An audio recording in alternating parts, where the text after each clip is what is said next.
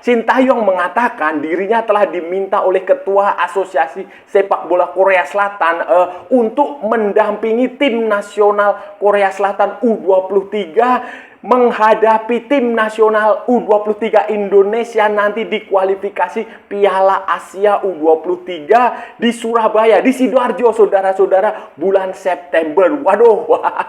Waduh, kacau. Halo saudara-saudara, jumpa lagi dengan komentator gadungan di sini. Dengan komentator yang gadungan. Seperti biasa, saudara-saudara, seperti biasa. Kalau kita sudah bertemu, pasti akan ada yang kita bicarakan. Akan ada yang kita perbincangkan, kita ulas, kita analisis, kita cakap, kita bacotin, kita gibahin, kita cangkeman. Tentang sepak bola di seputaran Asia Tenggara, di negara-negara tetangga, negara-negara sahabat, negara-negara jiran, negara-negara serumpun. Indonesia, Malaysia, Thailand, Vietnam, Laos, Myanmar, Kamboja, Filipina, Brunei, Darussalam, Singapura, Timor Leste, Australia, Wakanda, Konoha, negara api, negara angin, negara air, negara dongeng. Dan sekitarnya. Semua akan kita bicarakan secara fair, secara jujur, secara adil, tanpa muatan politik, tanpa kebencian, tanpa provokasi, hanya berdasarkan fakta dan bukan klaim semata, saudara-saudara. Tidak ada hoax, tidak ada hoax, tidak ada hoax, tidak ada hoax, tidak ada hoax, dan tidak lebay. Baik yang sudah lama maupun yang terkini. Bebas, saudara-saudara, bebas. Yang penting, sopan.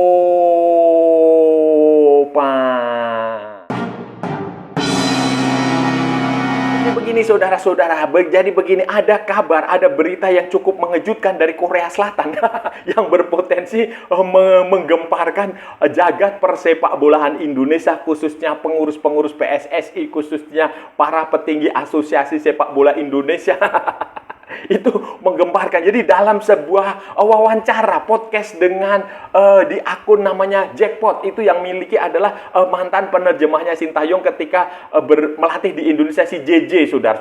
JJ itu namanya siapa ya? Pokoknya itulah si JJ. Itu dalam wawancara di situ dia Sintayong mengklarifikasi segala hal terkait masalah dengan tim nasional Indonesia, masalah dengan PSSI, khususnya di hari-hari terakhir, di bulan-bulan terakhir, di minggu-minggu terakhir, ketika Sintayong bekerja di tim nasional Indonesia sebelum akhirnya diputus kontraknya, diberhentikan oleh Ketua Umum PSSI, walaupun baru menandatangani kontrak beberapa bulan sebelumnya.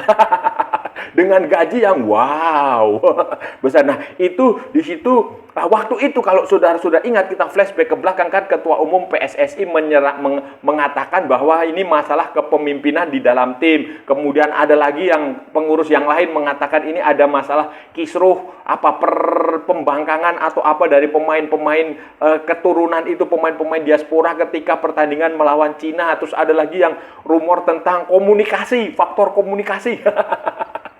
Penerjemah bahasa macam-macam itu dia pokoknya waktu itu sumber informasinya dari satu pihak. Sintayong lebih banyak dia nggak memberikan tanggapan apa-apa. Dia ya hanya selesai kontrak, urusan dia dengan PSSI selesai, ya sudah, dia pulang ke Korea, walaupun kadang-kadang balik ke Indonesia untuk sejumlah kegiatan komersial, nggak apa-apa lah, itu wajar-wajar saja. Nah, itu sekarang ini giliran Sintayong yang baru akhirnya setelah beberapa bulan baru dia dalam sebuah wawancara itu dia mengklarifikasi, menjelaskan apa yang sebenarnya terjadi, dan ini menurut saya berpotensi membuat telinga para pengurus PSSI panas, saudara-saudara, kepanasan, dan berpotensi untuk mengklarifikasi lagi. Jadi ini akan ramai.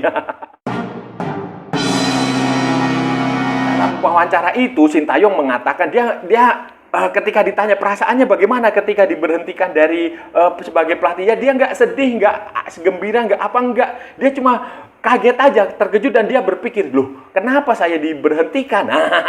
Itu yang muncul pertanyaan kepada Sintayong seperti itu. Kenapa saya diberhentikan? Karena pada waktu itu Sintayong mengatakan bahwa dia sebenarnya tidak berpikir apa-apa. Dia tidak berpikir ada masalah apa-apa. Dia juga tidak merasa ada masalah yang terlalu serius di ruang ganti di tim nasional. Dia tidak memikirkan itu. Dia hanya, loh kok saya diberhentikan, kenapa ya? Pada waktu itu Sintayong mengatakan ya pada waktu itu dia sebenarnya sedang berkonsentrasi untuk menghadapi pertandingan melawan Australia. Kan saudara-saudara ingat kan waktu itu dia dipecat sebelum pertandingan melawan Australia, setelah pertandingan melawan Arab Saudi yang waktu itu Indonesia menang, dan banyak pengurus PSSI mengatakan itu bukan karena Sintayong tapi karena tim nasional karena pemain tim nasional sendiri yang bertekad. Ya nggak logis lah saudara-saudara ya. Ya itu, tapi itulah yang kata pengurus PSSI, kalau nggak ada pemain ini, pemain itu, bisa jadi kita habis itu kalah lawan Arab Saudi. Nah, itu waktu itu ya alasannya Sintayong mengatakan bahwa waktu itu setelah melawan Arab Saudi dia tidak ada rencana untuk liburan atau apa, dia justru langsung fokus kepada Australia. Dia berencana sedang memikirkan gimana caranya pemain-pemain Indonesia itu yang diaspora, yang di Eropa itu, yang di Amerika, Martin Paes misalnya dan lain-lain itu bisa langsung terbang ke Australia tanpa harus melewati Indonesia, langsung ke Australia, berkumpul di Australia. Begitu pula pemain-pemain dari Indonesia langsung ke Australia, berlatih di sana, mencari waktu yang tepat. Terus kemudian menganalisis cara permainan Australia itu seperti apa, kemudian ya pokoknya dia fokus ke situ sampai pada akhirnya dia terkejut ketika harus menerima kenyataan dia diberhentikan. Dan kemudian muncul sejumlah komentar-komentar dari para pengurus PSSI tentang situasi di ruang ganti yang disebut oleh Sintayong itu semuanya itu tidak benar. Mereka hanya mengarang-arang cerita, mencari alasan untuk pembenaran pemecatan itu, saudara. Menurut saya paling ini perlu mengkhawatirkan kita, saudara-saudara, adalah Sintayong juga mengatakan bahwa ini yang penting, saudara-saudara. Kalau masalah alasan pemecatan, kemudian terjadi masalah di ruang ganti, itu kan sudah masa lalu. Itu sudahlah, lupakan aja, itu hanya sekedar bumbu-bumbu aja. Kalau PSSI mau mengklarifikasi lagi ya silahkan, itu biar nanti rame lah, kita bisa bicara lagi di podcast atau kita bikin ulasan yang lebih menarik lagi, lebih bikin rame, nggak apa-apa, itu silahkan. Tetapi bagi saya itu nggak terlalu penting. Yang penting itu justru ke depan. Dan ke depan ini Sintayong mengatakan kepada JJ itu, dia mengatakan bahwa nanti tanggal 27 atau 28 Agustus itu dia akan datang ke Indonesia. Dia akan datang ke Indonesia bukan untuk shooting iklan, bukan untuk komersial, bukan. Dia mengatakan bahwa dia telah diminta oleh Ketua Asosiasi Sepak Bola Korea Selatan, Presiden KFA, Korea Football Association, Chung Mong-gyu untuk datang ke Indonesia pada bulan September itu, karena pada tanggal itu tanggal September itu akan ada kualifikasi Piala Asia U23 tahun 2026, saudara-saudara. Tanggal 3 September, tanggal 6 September, dan tanggal 9 September. Korea Selatan, Sintayong diminta untuk menjadi manajer Korea Selatan, mendampingi pelatihnya. Pelatihnya Lee Min Sung. Pelatih Lee Min Sung dan Yom Ki Hun. Itu dia diminta untuk mendampingi itu sebagai manajer tim Korea U23, karena Korea itu tergabung di grup J. Di grup J bersama dengan tim nasional Indonesia U23 asuhan Gerard van den Berg, Laos, dan Makau, saudara-saudara. Ya, tentu saja ini kabar yang tidak mengenakkan bagi Indonesia. Saya, saudara-saudara, kalau Sintayong benar-benar datang ke Indonesia, ke Sidoarjo pada tanggal 3, tanggal 6, tanggal 9 September itu berarti sinyal bahaya buat tim nasional Indonesia. Sinyal bahaya, saudara-saudara. Itu yang jauh lebih, menurut saya lebih baik kita bahas daripada kita bicara yang sudah terjadi. Ini masa depan. Ini bahaya, saudara-saudara. Kenapa? Karena Indonesia itu tergabung bersama Korea Selatan. Pertandingan pertama tanggal 3 September Indonesia akan menghadapi Laos. Kemudian pertandingan kedua tanggal 6 September Indonesia akan menghadapi Makau. Pertandingan ketiga tanggal 9 September itu kita bertemu Korea Selatan. Taruhlah kita menang lawan Laos di pertandingan pertama dan Makau di pertandingan kedua, maka melawan Korea adalah penentuan, saudara-saudara. Kita harus menang atau minimal imbang. Kenapa demikian? Karena berdasarkan regulasi, juara-juara grup otomatis lolos. Sementara runner up grupnya, saudara-saudara, runner up grupnya itu nanti akan dibandingkan, dihitung berdasarkan runner up terbaik di grup lainnya untuk menentukan tiket yang tersisa. Nah, jadi ini bahaya kalau Indonesia. Jadi begini, kalau Indonesia menang di pertandingan pertama, menang di pertandingan kedua, poinnya 6. Berarti di pertandingan ketiga kalau kita imbang, maka kita akan hitung-hitungan poin selisih gol dengan Korea Selatan maupun dengan runner up tim lain, ya potensi lolos ada. Tetapi kalau kita kalah di pertandingan terakhir, ya kita akan melihat di grup lain itu bagaimana. Bisa saja grup lain ada yang poinnya 7.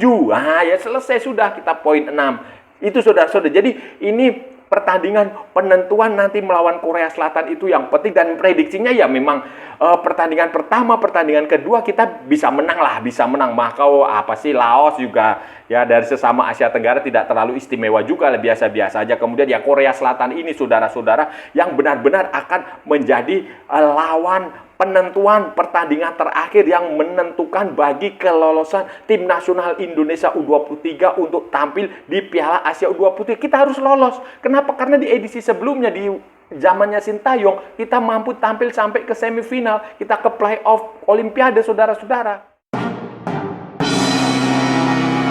Saja bahaya keberadaan Sintayong itu ya nyata, saudara-saudara. Kan saudara-saudara tahu Sintayong itu pelatih tim nasional Indonesia sebelumnya, semua umur, dan pemain-pemain ini pemain yang sekarang bersama dengan Gerard van den Berg itu mayoritas ya, bukan mayoritas ya, semuanya lah ya, nggak semua ya, hampir semuanya mayoritas. Makanya mayoritas ya, Jens Lehmann waktu itu nggak kepilih ya di senior ya, di U23 masih U20. Mayoritasnya adalah anak didiknya Sintayong, saudara-saudara. Semuanya mayoritas ikut Piala AFF 2024 waktu Sintayong masih melatih. Mayoritas juga ikut U23 yang Sintayong didik, yang dilatih oleh Sintayong, yang dipersiapkan untuk ke Piala AFF itu dan kualifikasi Piala Asia U23. Banyak semuanya, saudara. Ferrari, Donny Pamungkas, Hoki Caraka, siapa lagi? Arkan, kemudian hampir semua, Robi Darwis, Kakang, semuanya, saudara. Jadi ini secara teknik di lapangan itu sudah pasti Sintayong tahu dengan hafal 1000% kelebihan kekurangan pemain-pemain ini. Dia tahu dengan jelas pemain-pemain ini cara mainnya seperti apa. Secara tim dia juga pasti tahu karakteristik permainan Indonesia. Dia sudah berapa tahun? 5 tahun atau 4 tahun ya di Indonesia. Ya sudah pasti dia tahu, dan ini akan bahaya sekali kalau Gerard van den Berg, kalau tim nasional U23 Indonesia yang sekarang ini tidak waspada betul-betul terhadap keberadaan Sintayong. Jadi mulai sekarang harus dipikirkan betul-betul itu. Sintayong sudah pasti tahu cara main Indonesia seperti apa, walaupun pelatihnya berganti, dia juga tahu titik-titik lemahnya Indonesia itu seperti apa. Kemarin dia juga pasti sudah akan menganalisis pertandingan melawan Vietnam di Piala AFF itu, sudah pasti tahu, dan ini harus benar-benar diwaspadai, diperhatikan oleh tim nasional Indonesia, oleh PSSI. Jangan sampai ya nanti di stadion itu supporter itu lebih banyak meneriakkan nama Sintayong daripada Erick Thohir. Kesimpulannya, saudara-saudara, kasus seperti Sintayong seperti ini ya nggak boleh terulang di masa depan lah, nggak usah terulang di masa depan. Pelatih yang sedang bekerja di tengah jalan kemudian diganti hanya dengan alasan-alasan yang terlalu sumir, tidak jelas, saudara-saudara, bukan hasil ya, kalaupun mengacu pada hasil di Piala AFF 2024 ya bagaimana ya. PSSI sendiri yang mengatakan itu bukan target, tetapi ya sudahlah, itu sudah berlalu. Jadi yang penting ini jangan terulang di masa depan, jangan terulang, karena ini ya pertama tidak bagus lah, saudara-saudara. Kemudian juga ini kalau nanti Sintayong datang ke Korea dengan Korea benar-benar bersama Korea kan juga gue juga bakal jadi bumerang lah. Bakal jadi bumerang, saudara-saudara. Kalau pelatihnya dari Spanyol, dari Belanda, ya nggak mungkin nanti akan jarang ketemu ya, kecuali dia melatih di Asia. Tetapi kan ini pelatih dari Asia, dan dia pelatih yang dianggap cukup sukses di Indonesia, di Korea juga cukup dihormati, saudara-saudara. Jadi ya kasus seperti ini nggak usah terulang lah. Kalau mau mengganti pelatih ya cari momentumnya yang tepat. Yang tepat, yang dengan argumen-argumen yang cukup masuk akal, argumen-argumen teknis sepak bola, nggak usah juga dibumbui oleh drama-drama soal apalah, misalnya tidak ada kepemimpinan, kemudian pemain ini marah, pemain ini mengancam pulang, kemudian apalagi komunikasi bahasanya beda ya. Ya mau gimana lagi, kalau mau bahasanya sama ya Rahmat Darmawan atau Jackson Tiago, itu bahasa Indonesianya bagus. atau siapa ya, kayak begitu. Jadi ini yang terakhir dan tatap masa depan lah, fokus aja ke nanti kualifikasi Piala Asia U23 itu bagaimana mengantisipasi, jadi bikin kejutan. Jadi cara mainnya juga jangan monoton hanya ball possession begitu-begitu aja, harus ada alternatif supaya Sintayong dan Korea Selatan U23 itu terkecoh. Nah, saudara-saudara, itu tadi pembahasan kita hari ini, saudara-saudara. Kita sudah bicara panjang lebar dari A sampai Z, dari barat sampai ke timur, dari utara sampai ke selatan, dari Sabang sampai Merauke. Dari timur sampai ke Pulau Rote, dari Pulau Rote sampai ke Miangas, saudara-saudara. Semua sudah kita ulas, semua sudah kita cakap, semua sudah kita gibahin, semua sudah kita bacotin, semua sudah kita cangkeman. Semuanya berdasarkan fakta dan tidak ada hoax. Tadi saudara-saudara, tadi hari ini kita bicara tentang Sintayong dalam sebuah wawancara di podcastnya JJ. JJ itu adalah mantan penerjemahnya Sintayong waktu melatih tim nasional Indonesia. Podcastnya namanya Jackpot. silakan di like and share and subscribe di situ, di JJ, di Jackpotnya, di situ di wawancara itu Sintayong mengatakan banyak hal yang selama ini tidak pernah diungkap di media Indonesia, yang tidak pernah diungkapkan oleh PSSI, khususnya seputar pemecatan hari-hari terakhir, minggu-minggu terakhir, bulan-bulan terakhir pekerjaan Sintayong bersama tim nasional Indonesia. Dia mengatakan banyak hal tentang ya kenapa sih PSSI mengarang-arang cerita yang tidak benar. Kan waktu itu dikatakan pengurus PSSI, exco PSSI, ketua umum semua mengatakan hal yang bla bla bla tentang Sintayong, alasan pemecataannya begini. Itu saudara. Sekarang Sintayong mengklarifikasi itu bahwa semua yang dikatakan itu mayoritas, kebanyakan tidak benar. Dia juga masih terkejut, masih tidak habis pikir, masih tidak tahu mengapa dirinya diberhentikan.